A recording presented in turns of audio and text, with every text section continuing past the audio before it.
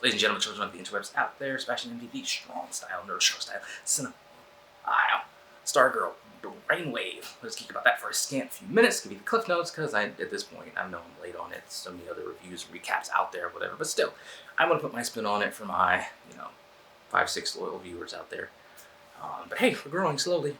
But this episode is called Brainwave, so it's very much a deep dive into Brainwave and who Brainwave was. Might as well have been a two-parter, really, because looking ahead at the next episode is called Brainwave Jr. This episode is called Brainwave. It's very much a two-parter since it deals with the same individuals kind of directly in it. But through the use of VHS tapes, we find out that Brainwave experiments on himself. He was doing things to kind of expand his cerebral stuff and shenanigans, sciencey type of stuff. He finds that he can hear thoughts, move stuff with his mind, and it kind of takes him from a place where he was a very scared, isolated individual because of the abuse he suffered as a child from his dad to this confident villain.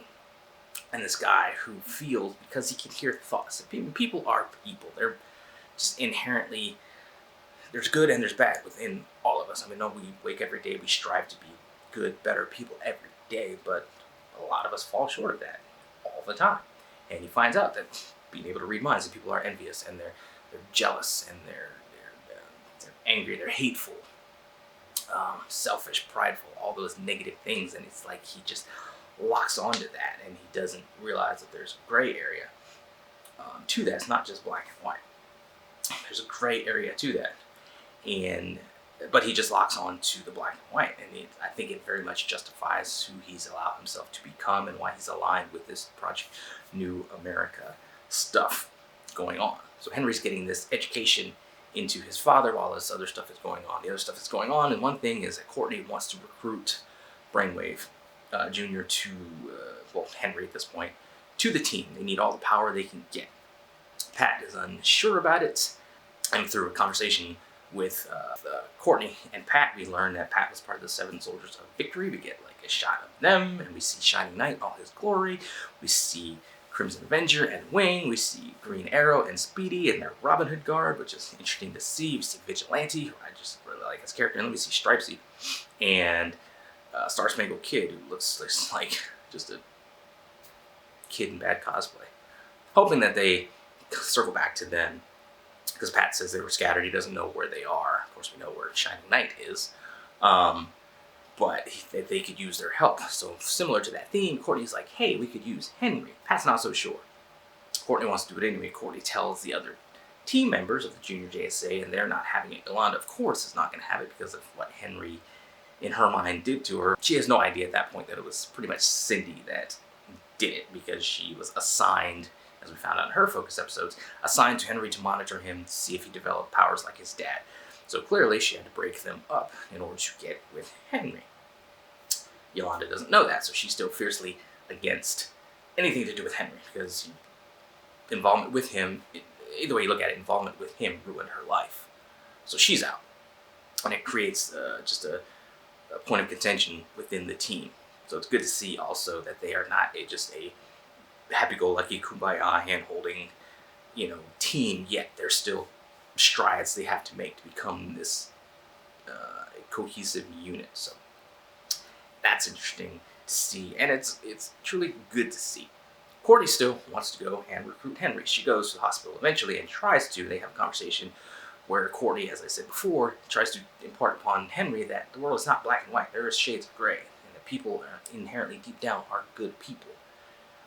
And she wants to know why Henry is not. But Henry tells her about his trouble and the fact that he can hear people's thoughts and hear the evil and just the blackness in men's hearts. He can hear that, and it just drives him up a wall. He also says, hey, if my dad killed people, they probably had it coming. So it's very much he's walking that line between hero and villain right now. He's been abused by his father, or just been treated crappy by his father, but he's still there at his side wanting his love. Because Courtney says deep down people just want to be loved. You can look at Henry as an example. His father treated him like trash, and he's still there trying to get his love. But Henry wants nothing to do with it, tells her to get out. Eventually Yolanda comes to the hospital threatening Henry, telling him to stay away from Courtney. Secret identities are out the window at this point.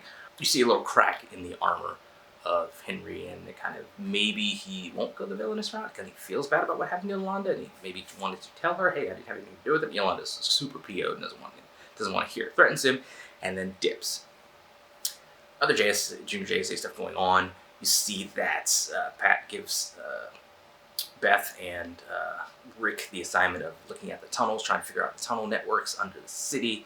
Rick doesn't want anything to do with it. He's trying to crack the code of his father's journal. But Beth eventually finds out that there's another, this secret group called the Other Founding Fathers that basically built the tunnel networks, and that was why the Injustice Society came to Blue Valley, because they had the tunnel network. They had access to the tunnels to do whatever they want without anybody's notice. So again, it's just, the show just gives these little nuggets and just builds and builds and builds. Why has the ISA come to the town of Blue Valley? Well, we know they have this plan, that they have this machine they're going to build, but also it's because of the tunnels, and that's how they can get around with nobody noticing. It's genius stuff, and like I said, they're just building with each episode.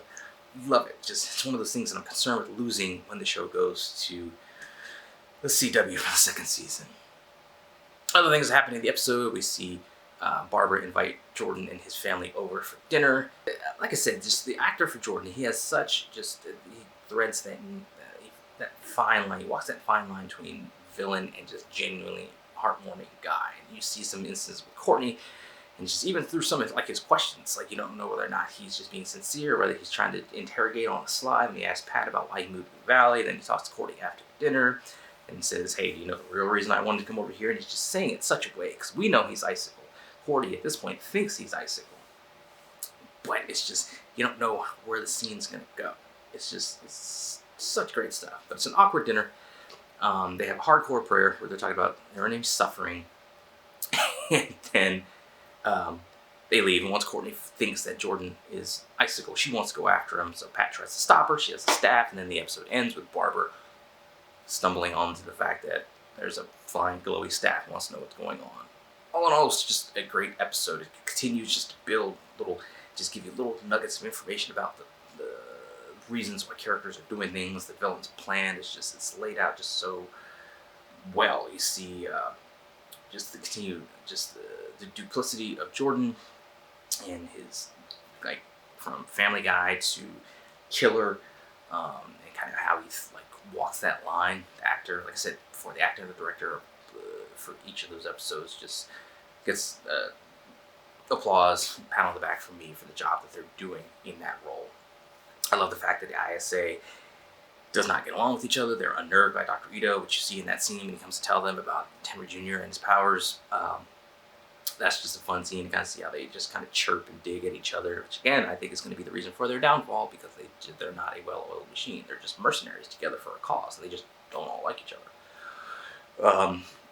You see what happens to Cindy. She gets locked up by her father. I'm wondering if she's going to get some sort of reprogramming or programming that's going to, because she knows it's the Courtney Stargirl, so I'm wondering if she's going to get some kind of, get overwritten that's going to just basically save Courtney's identity in that case. But Henry knows, because the last we left with Henry, he had killed the lawyer, who was just trying to get a payout for ending Brainwave's life, pulling off life support.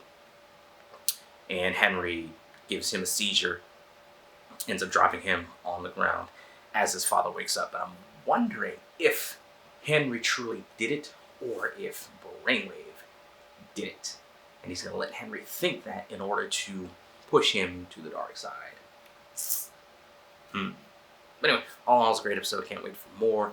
The new episode is Brainwave Jr. It's coming soon. Stargirl is just one of the best superhero shows in recent years. Best superhero show going on television right now at this moment. It's the best come along in some years. It's just a great show. It continues to be great, and it's just, I'm just holding out. I just want to hope that, and just want to believe that when it goes to the CW, it just won't be such a drastic drop in quality and storytelling. They won't bump up the episodes to a full 20 or whatever for a season. It just won't work. It's just more reason to savor this first season, because it's great. We don't know where it's going to go after that. But anyway, those are my thoughts on it. Scattered as they often are. What do you guys out there think? Let me know in the comments below. Follow me on social media. Talk to me there. Talk to me here. Next time, let us geek.